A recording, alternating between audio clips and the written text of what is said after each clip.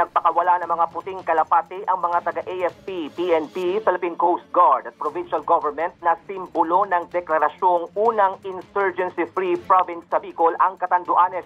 Ayon kay Catanduanes Governor Joseph Cua, malaking ambag dito ang kooperasyon sa pagitan ng mga ahensya ng gobyerno at komunidad sa kabila ng ibang hamon gaya ng Super Typhoon Pepito. Nilagdaan ng isang memorandum of agreement para tiyaking gagampanan ng stakeholders ang kani-kanilang tungkulin para manatiling insurgency-free ang Catanduanes.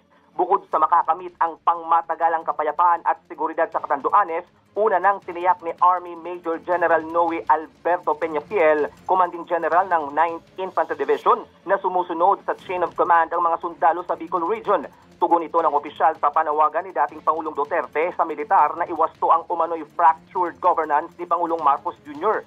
Nananatilian niya silang non-partisan at hindi makikialam sa isyong politikal, kaya hindi kailangan ang loyalty check.